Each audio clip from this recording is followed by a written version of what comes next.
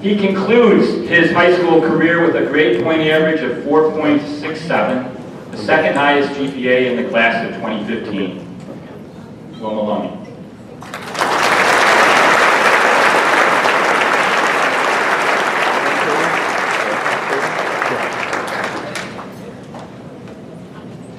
Thank you, Mr. Haggerty. Good evening.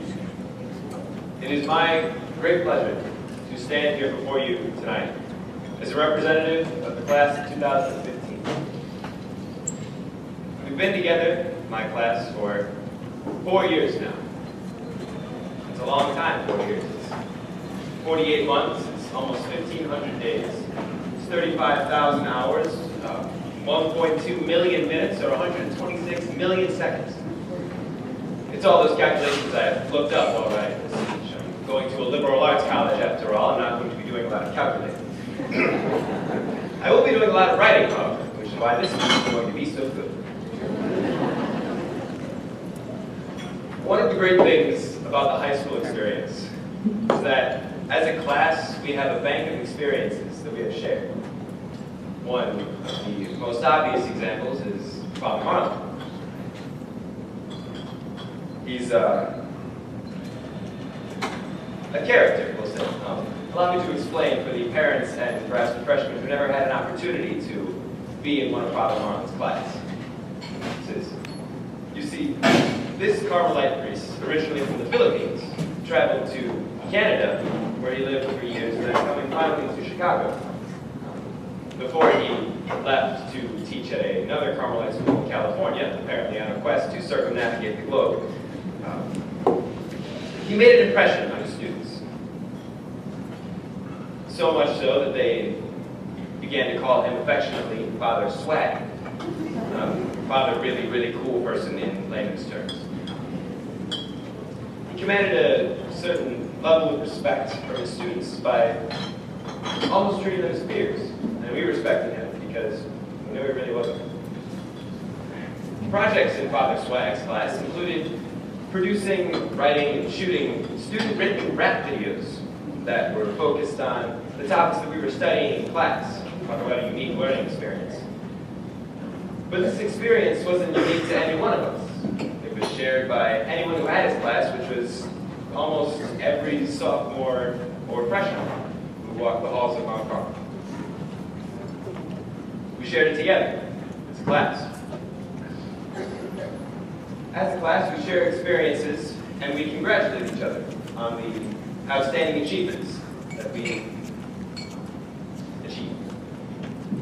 Marquise Peggs, for example, has earned a full tuition scholarship to Yale University this fall. They're even paying for his flights to and from New Haven. He'll be playing football there, and he's been a 4-year athlete here as well. He was on the football team not to prove that he wasn't a nerd, but because he actually had athletic ability. Richard Eller, kind of at the other end of that spectrum, is one of the most talented artists that I've ever seen. He is the most talented artist that I've ever seen. He's earned a huge scholarship at the Art Institute of Chicago. One of the topmost art institutions in the world. That's very impressive. Or my good friend Mark Bushio, who was elected the vice president of Mount Carmel's chapter of the National Honor Society, and who has participated in many theatrical productions and works of drama in his years here, all while overcoming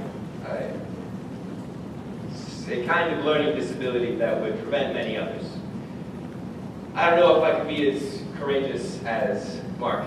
I certainly couldn't be as artistic as Rich, and I very much couldn't be as athletic as Marquise. But these men deserve celebration, so we celebrate. Our class has come a long way since we took the entrance exam in January of 2011. We could not have done it alone, however. I've already mentioned the impact that Father Marlon had on our class, and the spiritual and moral growth that he brought to us. But even he could not tame us on his own. All of the teachers and faculty have done so much to bring us to this point, sacrificing an amount of time I cannot begin to comprehend. Nights, weekends, making commutes further than the students do. Our geology teacher, Mr. Bizzatti, travels from New Buffalo, Michigan every day. All given up for our sake. Sometimes we don't really deserve it. So teachers, faculty, staff, thank you. Speaking of treating me far better than I deserve, hey Mom, hey Dad. I sat for a good 10 minutes trying to think of how to express my gratitude for you, and I couldn't. I thought of the times that I would have nightmares and would wake you up for comfort, or the times that you combed my hair, packed my lunch, made sure everything was ready to go for school. Then when I finished thinking about last week, in times of trouble and in times of triumph, you've been there. Always ready to congratulate me or encourage me or just stay on the football team for a couple more weeks, son.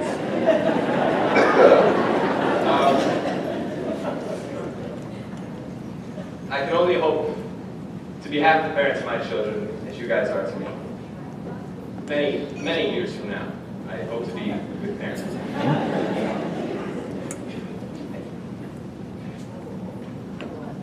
In first grade, I was the undisputed smartest kid in the class. After all, I knew what negative numbers were. Then in the fall of my second grade year, a new kid transferred in. Competition.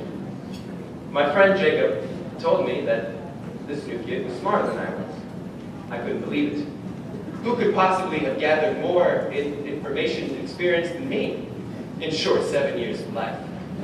I had to find the cause of this. So we set up a competition. The very next day at 10:15 recess, Jacob brought a calculator. We sat on the stairs, and this new kid and I competed. I don't know why mathematics was our only subject, but that was the only thing that was competitive, I suppose. The rules were simple. Jacob held his calculator and worked out the equations that he was asking us about. 2 plus 2. 3 plus 5. We were neck and neck. We were good. Until Jacob asked what 3 times 3 was. The answer, I had no idea. The new kid did, though. 9, he said. Jacob stared at his calculator in disbelief, and I in horror. I knew smartest kid was crowned, and I was left in humiliation. Our feud continued in 8th grade when we both took the entrance exam at a Chicago high school called Mount Carmel. This new kid had tested better than 98% of the students that had taken that same test. I took that same test and tested better than 99% of the students. 1 to 1.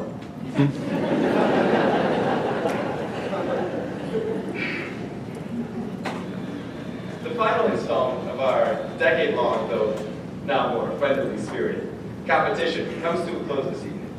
And it is my great pleasure to introduce to you the man who won best 2 out of 3, and one of my closest friends, the valedictorian of the class of 2015, Nikola Ilic.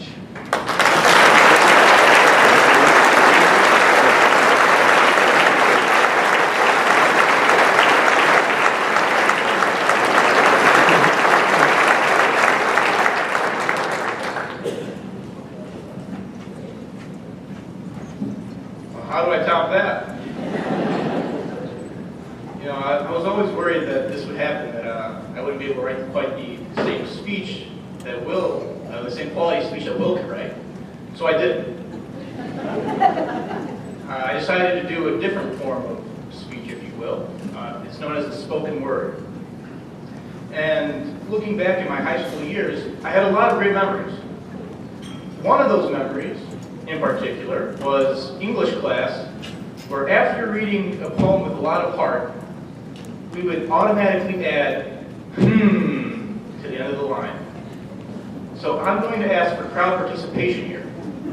When I give you the signal that finishing up at the end of the line, I would like all of you to add Let's practice this together. Ready? And the line ends. There we go. Thank you very much, and enjoy the spoken word. Be free. I imagine my time up here to be much different. I imagine the great lights, the fog, the intimate atmosphere. I imagined all of you up here. The only difference is I had a pair of turntables beneath me, and you all were up and dancing instead of sitting and watching. Thank you. You are, well, this is not just for me. You all can join in at the end of the line.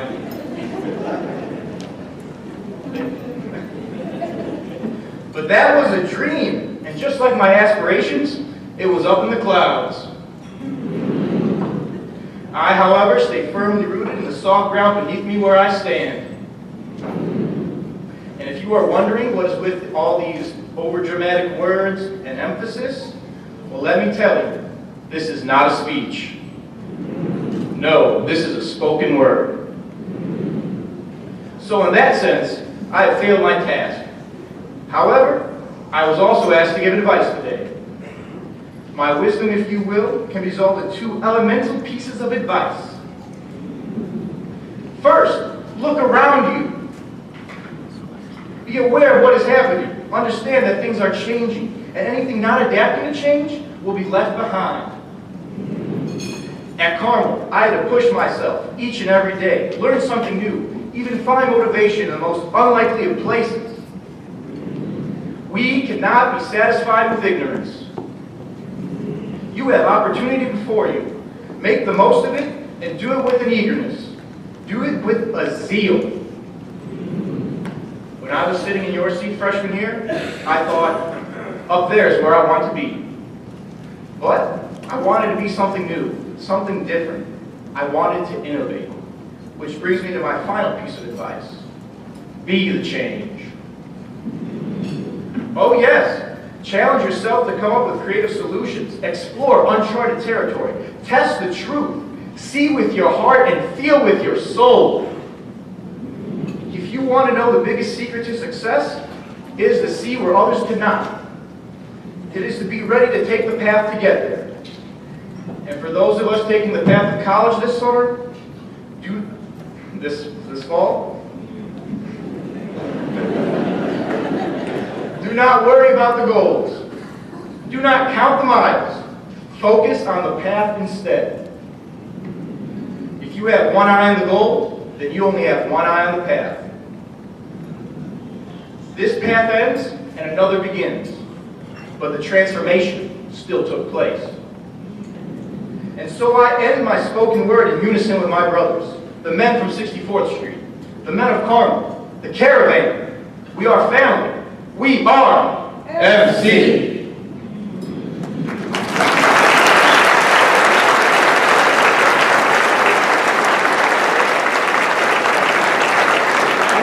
I'd really like to thank you all for doing that. That meant a lot to me. There were some mess ups in there, but we made the most of it, didn't we? This is live. This isn't pre-recorded. One final piece of advice, though, that I would like to offer. Gentlemen, do not waste your time here. Make the most of it. Get involved. Make friends and memories. And remember those who helped you to get to the place you are today. I know that I could not have made it here without the help of my mother. Calling my name 10 times to get out of the bed in the morning. She is a rock for both my brother and me, and not even the strongest of waves can overcome her. My grandparents, all four sacrificed some way or another, so my brother and I could attend here. Whether it was Babavilka, Viloslavko, financially supporting our education, even when we needed it most, and giving us the gift that they never had, allowing us to continue to keep learning, and keeping us up to par on our creation. What about Steve? While we're at it. Creation. Or whether it was having a hot meal ready every single day when you came home from school by Bubba Zoki. Don't cry. Usually followed by a 20-minute back massage. I'm a bit spoiled. Or whether it was Dito Drago helping me fix the toilet seat, the doorknob, the garage door, or the towel hanger before Mom got home and even knew it was broken. and even on occasion his hilarious Facebook posts. And I quote, "Better to be hunting up in a tree thinking about God than in church thinking about hunting." Words of wisdom. And Cindy and Uncle Dennis, we always have the best holiday conversations, and it always ends in solicitations to work for AT&T. Thank you for your continued support and laughs, Tabor Hill. And how could I forget the famed Uncle Bobby? He has been my role model since my confirmation, and has been a real father figure to me, even when my own father was unable to. He picked up that cross, and I have to say thank you for that. And lastly, to my father who could not be here, I wanted to say thank you, and hopefully we'll spend some time together soon. I'm sorry people forgot, but I did. So don't spread me. Thank you, and God bless, and thank you to all the teachers, staff, and all of you, the students and parents, who have made this journey possible. Thank you very much.